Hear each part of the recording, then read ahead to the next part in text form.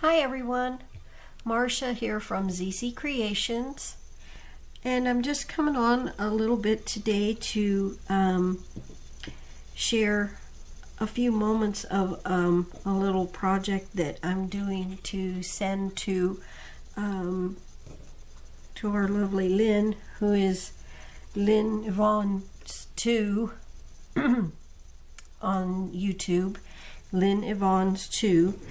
And she is having a little challenge where she would like us folks to make her a Yorkshire rose. And the Yorkshire rose is going to be used at, from what I understand, and I hope I have this right, Lynn, is going to be used at a beautiful cathedral that the pictures online are just stunning, called Ripon Cathedral, and they're having an event in which they're going to be using all of these Yorkshire roses. And there is, if you go to Lynn's channel, which I will put the link to down below in this video, if you go to Lynn's channel and or click on that link, you can see her explain all about this this and her challenge for the Yorkshire roses. And there are even patterns online there that you can get to download or whatever. I've made this flower many times before, actually. Fiona Jennings from Jennings 644 has shown how to make this particular flower, where you take the discs and sew around. I'll show you here in just a second. But at any rate, I've made this flower before, but I followed the directions anyhow on the directions for the Yorkshire rose, because I don't know if it matters that the flowers have to all be made the exact same way, and so I thought, rather than send her a rose that wasn't able to be used in the event, that I would follow the directions exactly how they have them. And so they require 5 petals, and you can see here I have the larger discs. It said you could make them for inside or outside. You'll see that when you pop over there to the link and watch Lynn explain it. But there are 5 petals on the bottom layer, and then there are going to be 5 petals on the little smaller layer that goes on top of this one. And then you make leaves, and it says in the directions to make 10 leaves, 5 for this little flower, little smaller one, and 5 for the bigger one.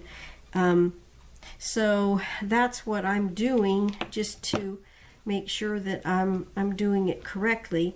And as you see, I have 4 done already in the smaller ones. And so I'm going to go ahead and do the other. And you make a running stitch, and you keep your thread. You don't cut your thread. You just kind of have them on there, and you string them on, kind of like I guess kind of like you string on the petals, kind of like you would string on beads. My material, and the Yorkshire rose had to be white with green leaves and a yellow center. So I have some tulle here that is yellow. That's about the only thing that I had that was yellow. And my white material is very kind of on the thin side. It's pretty. It's a satin material, satiny, sort of shiny material, and it's a pretty material, but it's on the thin side. So I put 2 together. Basically, you only really need 5 round circles for each petal. So you'd need 5 petals, so you'd need 5 round circles, and I'm not exactly sure what these measure. There wasn't really, there were measurements in the instructions, but I'm not sure that there was a measurement requirement. I'm kind of hoping not anyway, and if so, I hope this kind of goes in and it will work for Lynn.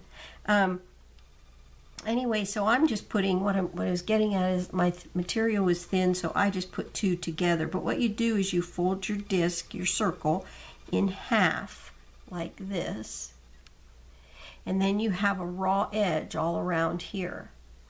And what you do is you take your running stitch and go all along the raw edge. And when you're adding your petals and stringing them on your thread, make sure you don't put a locking stitch, or else you won't be able to draw them together. I did that, and it doesn't work really well. So yeah, so make sure you don't put a locking stitch, you know, as you kind of in a habit to put a locking stitch on to hold your work. And my material is very slippery, so you know, you might want to choose, you could make them, oh, there was a pattern for felt ones. You could make felt, or you could make fabric ones like this pattern.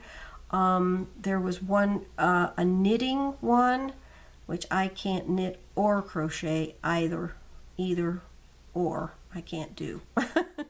My mom was a beautiful crocheter, bless her, and tried so hard to teach me, and I don't know, that's just something. Now I probably would love it, and I probably would pick it up just fine, and I would learn it, but then I couldn't. So anyway, after you string it along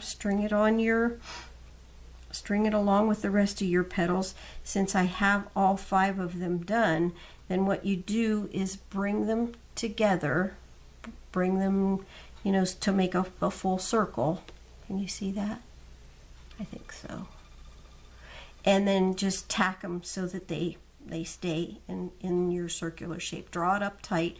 Draw your thread up tight so that you can, so that the gathers are even in each petal. And then just take a tacking stitch or 2 or 3 and tack your little circle together. And again, draw it up tight. I use a really strong thread. Well, I don't know, those of you that have seen my oblong flowers, you can see that I use a really strong quilting thread to make my flowers, so that just for this reason, when you're pulling and tugging on it, it's not going to break on you. So then see, you have another little circle of petals, smaller ones, and I'm going to tack this just a little bit more here yet.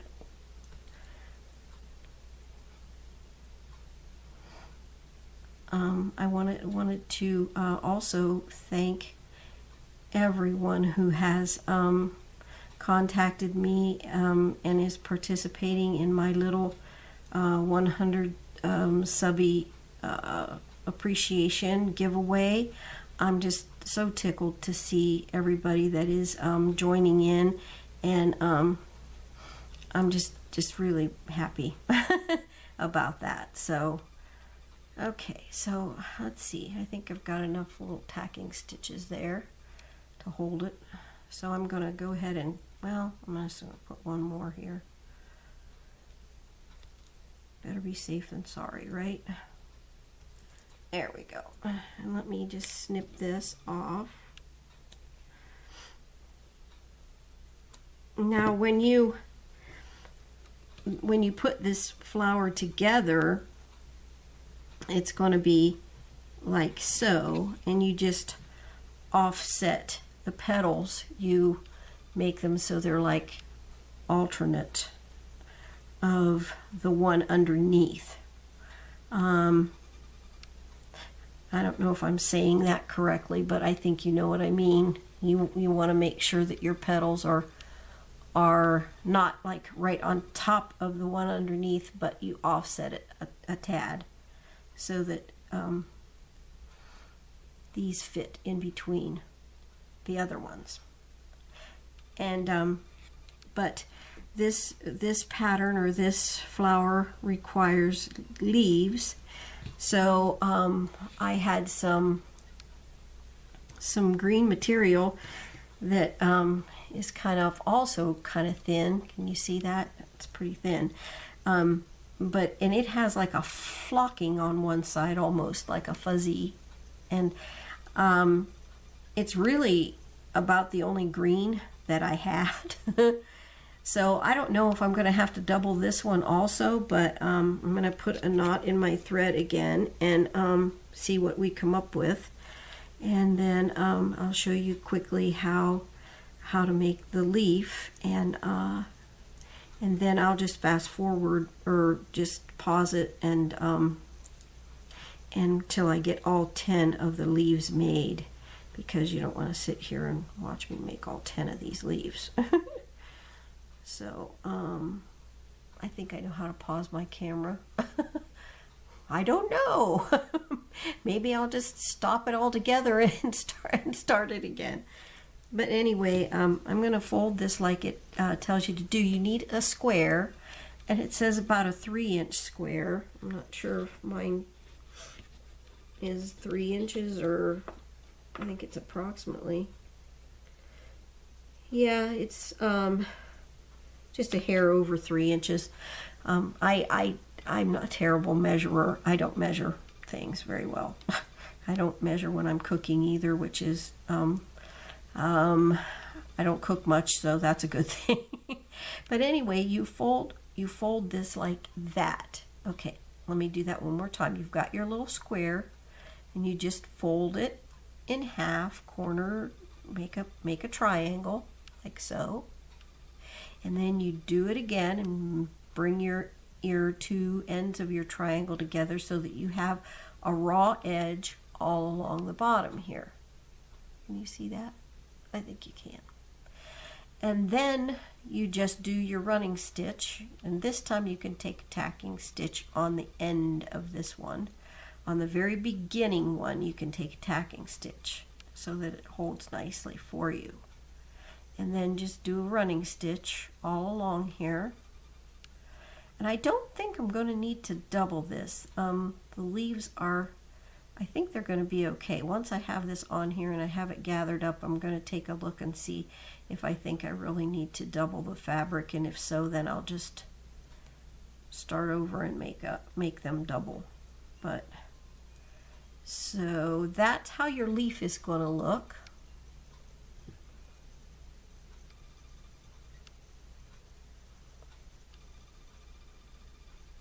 Makes kind of a cute little leaf, doesn't it? I don't think it's going to need to be doubled, so I'm going to just go ahead and go and carry on like this. And what you do is you just I'm pretty sure you can do these singly. In other words, you can stop right here, tie this off, and then go ahead and place it on your flower, you know, where you want it. It would be like under here, and do them each singly. I think that they're suggesting that you go ahead and make a circle of these also. So I'm going to see how that works and if it fits okay on my flower and looks all right. So what I would do next then would be take another of my squares, and it has the flocking on the one side, so I want to leave that right side out. I'm going to fold it over. This one's not going to end up being quite square, but that's okay. And then you fold it over again, and then you've got your raw edge here, and then you just add it to your other leaf. So you just start as if you were still working on the one that you You know, you just continue on, in other words, with your running stitch, and get it all the way down to the end, and then pull it on, and then you've got your next leaf, like so. So now you have 2 of them on there. And I'm thinking it'll be all right to go around in a circle with this and put 5 of them on the circle, like the little flower. So I'm going to go ahead and continue and do that, and I will put 3 more on this little circle, and then I'll make another one for underneath the bigger flowers. I think that this size will still work under there also. If not, I'll cut a little bit bigger squares of my green to make this fit, these leaves fit under here. Does that make any sense? I hope so. So anyway, I'm going to go ahead and pause you, shut you off, I'm not sure what, right now, and then I'll come back whenever all the leaves are done. Okay, see you in a bit. Hi there, I'm back. I have put the flower together, and again, this is for Lynnyvonnestwo, and she's called it her 300 plus challenge. And this is a Yorkshire rose, and that's what she wants you to do. She wants you to make a Yorkshire rose, which is white and with green petals. There are, again, as I said, there are patterns on the website for Ripon, that's R-I-P-O-N, Cathedral, and they're having an event. It's like a festival, and they are using all of these Yorkshire roses in that at the cathedral, and Lynn's brother is the dean there at the cathedral, and so she put a challenge out for everyone to make her a Yorkshire rose, and I'm going to finish the center of it. I didn't know excuse me, if it was supposed to follow exactly the patterns that they had on the website, so I did, just in case. I've made this flower before many times, maybe not quite exactly like this with the leaves in between, but I went ahead and did it just exactly like it required on the patterns on the website for Ripon Cathedral. Ripon Cathedral. I'm really butchering that, Lynn, I'm sorry. At any rate, and then it requires a yellow center, so I have the only yellow fabric, whatever, that I had is some, it's very shiny, sorry, is some tulle, some yellow tulle, and what it required you to do is go ahead and cut a disc, which I've done. I see I don't have a knot in my thread, so let me get that done real quick. Just cut a disc out of the yellow material, just one disc. However, I've tripled it because it's tulle and it's of course not very thick, or you know, whatnot, so I went ahead and tripled mine. Okay, I've got a knot in my thread here, and then you can make whatever kind of center for these flowers, you know, that you like if you're, you know, doing them for yourself, but this is what this said, so I'm going to go ahead and, like I said, go by the directions, and it just wants you to do a running stitch all around the outside edge of the disc, which that's what I'm going to do here. It's kind of stiff because of it being tulle. It's a little bit, it's not the soft kind, it's the stiffer one. So we'll see how this works. Hopefully it'll work okay. But tells you to go all the way around the edge of the tool, or edge of your disc, in other words.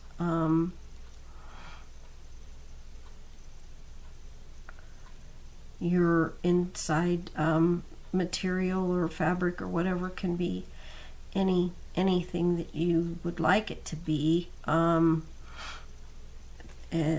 The pattern does call for it to be yellow, so that's, as I said, why I was following along with the pattern. And I don't usually make a center like this for these flowers. I usually, if I'm making them for myself or for, you know, whatever, I usually put a bling center or some kind of something in there. So we'll see how this turns out. And I hope you can kind of see what I'm doing. Just gathering it just real close to the edge of the disc, and just putting a running stitch all the way around. And then what happens is it's going to come out and make like a little bonnet. What I call a little bonnet. That's going to be kind of pretty, I think. You just pull it tight, and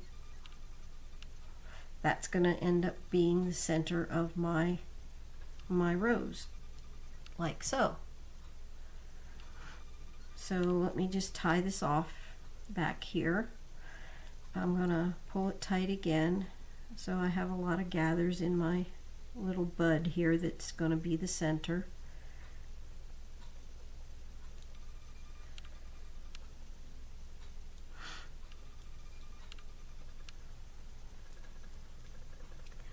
I really do like that thread. I mean, I hated it for my sewing machine.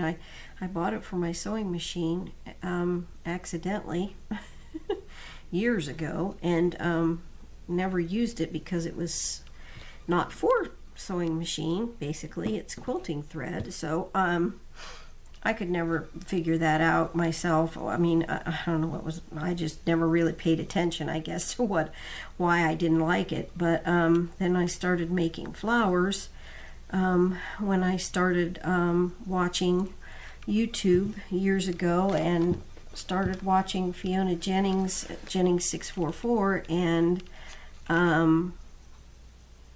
her making her lovely and gorgeous flowers of all different sorts and kinds. And she always would say, use a strong thread for your running stitches. And so I dug around and found that in my threads, and yeah, so that's what I've been using ever since. I'm going to tack that down a little bit. I'm not sure, liking exactly how that's poofing up there, so we'll do it this way.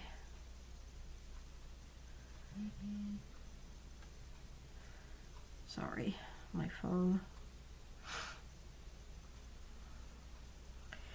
Let's see if this will work. It also said that in the little pattern that I printed from the website, it said, from the Ripon Cathedral website, it said to sew your flowers, together or whatever. But I have gotten onto just using hot glue to put them together, and it also said to put a backing on them, to put a back on them. There's a piece of thread right there. I got a clip to put a back on them.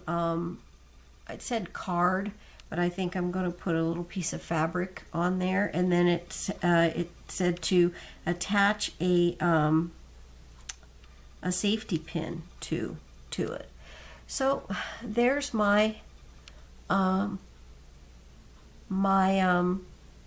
Yorkshire rose, and I really hope that it will be sufficient, Lynn, for your challenge, and also for the cathedral. I think that's lovely and beautiful, and I would just give anything to see that cathedral in person. It's stunning.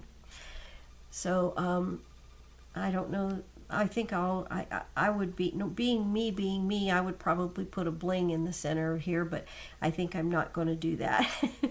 I will refrain and send this as it is to Lynn. I've also entered Sarah, the cranky crafter, Sarah, who's not cranky, by the way. I've entered her, I guess, challenge, or I guess it is a challenge. I've entered her challenge, and that is to send her dearest friend Lynn something that says "Have a happy day," her "Have a happy day" challenge, I guess it is. So I am going to combine these two with my little thing that I've made for Lynn for the Have a Happy Day, and I'm going to send those off, and I'm hoping to do that yet this afternoon. So I don't know how long it'll take to get to you, Lynn, because you're all the way over there across the pond. So I'm not sure how long it'll take. I know when I order things from Fiona Jennings' store, Jennings 644, it does take quite a bit of time to get to me. I'm just very patient, and I just wait and wait, and just am so excited when it gets to me. It just takes a while. That's all there is to it. It takes a while to get things from over here to there, or vice versa. So anyway, I hope this will work, Lynn, for your Ripon Cathedral, for your 300 plus subby challenge. And I'm not going to show on this video what else I'm sending you, because I want that to be a surprise. So I guess I will go for now, and I will talk to you later. Again, thank everyone that has taken part in my 100 subby challenge. Not really a challenge, it's a giveaway. I'm just tickled to death that everyone has wanted to enter, and I appreciate all my new subbies, every single one. I hope you're seeing this, every single one of you, and I appreciate you very much. It's just so fun. I love this community of crafting people on YouTube. And that's all I have to say about that. So thanks again, everyone. God bless you all, and I'll talk to you real soon here.